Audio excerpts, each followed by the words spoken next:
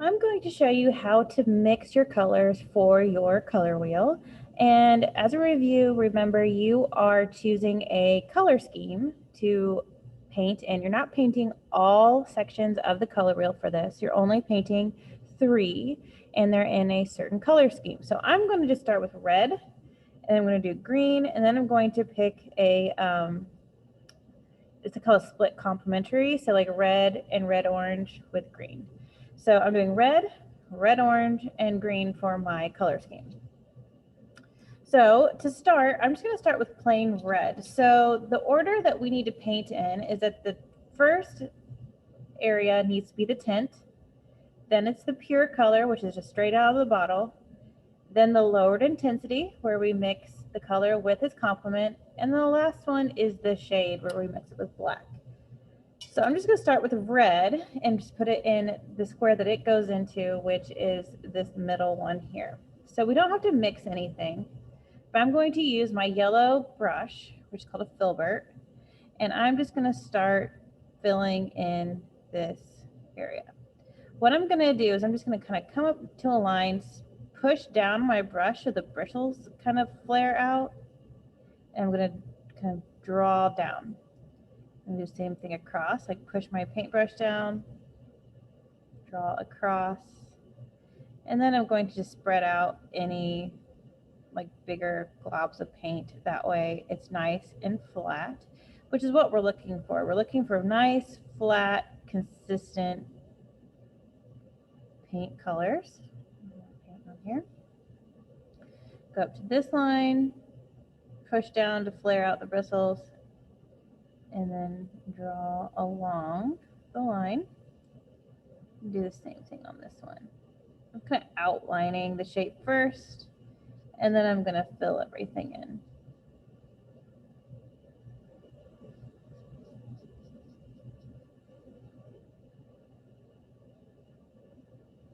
And if I need to, just kind of use the tip of the brush to kind of outline to make sure that my lines are nice and crisp. And I'm just going to make sure that my paint lines are not visible. So I'm going to just kind of blend in my paint with my paintbrush, kind of go back over it to make sure that there's no big globs of paint anywhere. And it's nice and flat.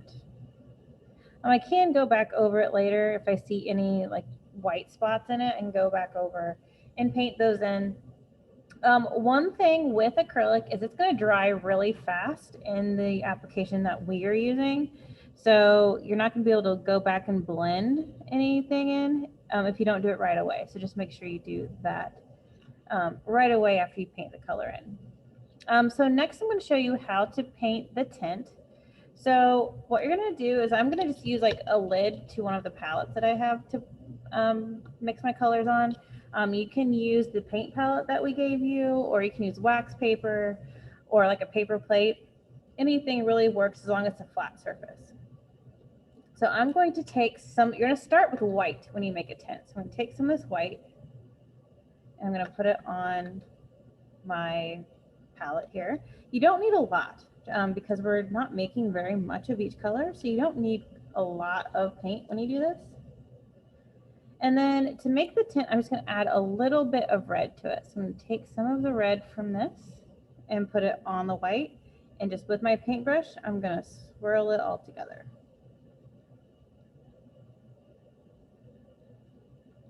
And I'm going to keep swirling it until I don't see any streaks and it's all blended in together and there's no variation of color. So it's all one color, no big globs of white, no big globs of red. I spin my paintbrush in it to get anything off the edges there. And then there's my tint. So now I'm going to paint that in the correct space, which is right above the pure red color. And just paint the same way, pushing down with my paintbrush, and lifting up when I get to where I want to stop, then press down again. The tint will be way more opaque than any color you have because you've mixed it with white, which is opaque in general. So the white will always be a little bit more opaque for you. So you won't have to go over it too many times especially if you're using red, you'll be fine.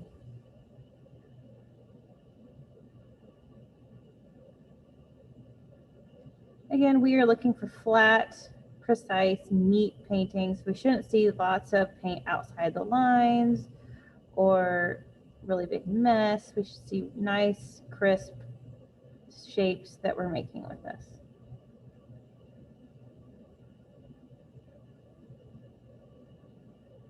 And there's the tint. So you'll want to wash your paintbrushes off in between colors that you use, just to make sure you're not contaminating your color with any other colors. So next I'm going to make the lowered intensity. So with this one, we want to make sure that we stay in the red family. The complement of red is green.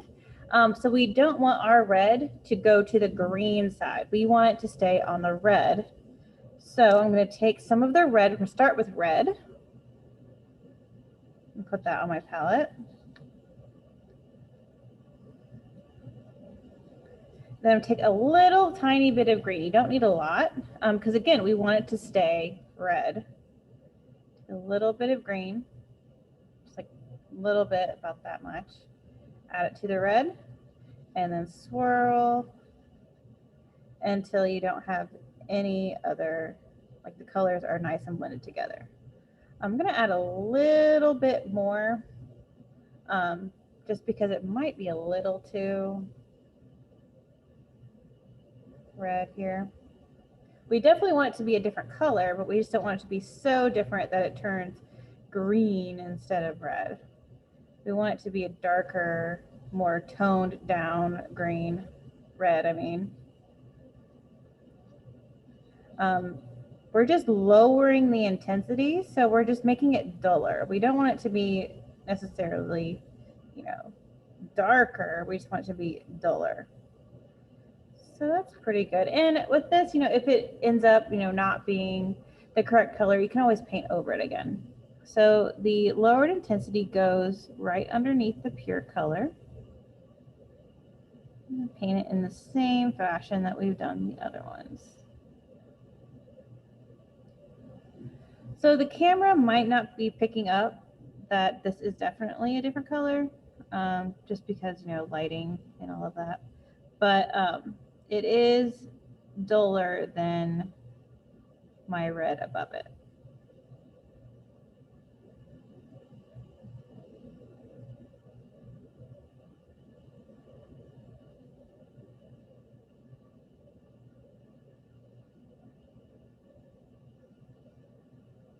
Not too much more, but it is duller.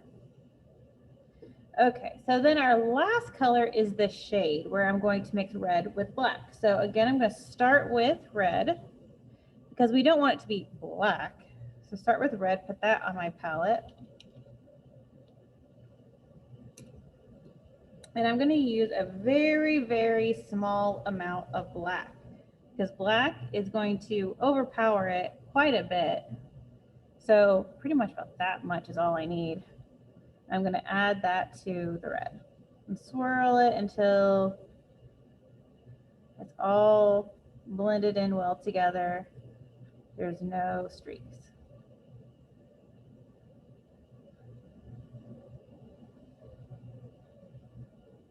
So it looks pretty good. And then I'm going to paint that in the bottom part of the color wheel in this little section here. So in this little space, I'm using more of the tip of my paintbrush rather than the side, or flattening it out, so that I can make sure I have precise lines and I'm not like painting outside the lines that much.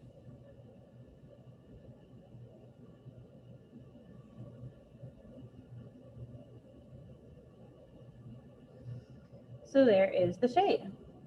And I would do that with my red orange and my green, same fashion. When I do the red orange, when I do the complement of that, I definitely don't want it to go to the opposite side, which is blue green. And when I do the green, I want my lowered intensity to stay green instead of red. So this is really just about gauging how much of each color you need to mix to make sure that you get the right color. And we will help you through that process when you're making this. And that is how you start mixing your paint for your color wheel.